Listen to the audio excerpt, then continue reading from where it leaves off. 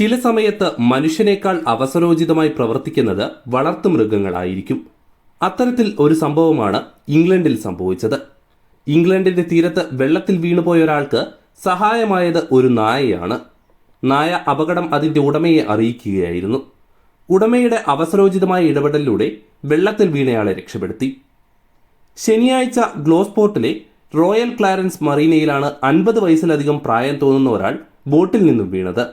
30 മിനിറ്റോളം അദ്ദേഹം വെള്ളത്തിലായിരുന്നു. ശക്തമായ വേലിയേറ്റം കാരണം 300 മീറ്ററോളം അദ്ദേഹം ഒഴുകിപ്പോയി. സഹായത്തിനു വേണ്ടി അദ്ദേഹം നിലവിളിക്കുന്നുണ്ടായിരുന്നു. അപ്പോഴാണ് ഒരാൾ തൻ്റെ നായയുമായി നടന്നുപോയത്. നായയുടെ ഉടമയുടെ ശ്രദ്ധയിൽ ഈ അപകടം പെട്ടില്ലെങ്കിലും നായ ഇതറിയുകയും അതിൻ്റേതായ പരിഭ്രാന്തി കാണിക്കുകയും ചെയ്തു. മാത്രമല്ല, പാലം കടക്കുമ്പോൾ അത് നിർത്താതെ കുരയ്ക്കുകയും ചെയ്തു. ഇതോടെ ഉടമ സംഭവം കാണുകയും അധികൃതരെ വിവരമറിയിക്കുകയും ചെയ്തു. പിന്നീട് ഗോസ്പോർട്ട് ആൻഡ് ഫെയർഹാം ഇൻഷോർ ലൈഫ് ബോട്ട് സർവീസിൽ നിന്നും ആളുകളെത്തി ഇയാളെ രക്ഷിച്ചു.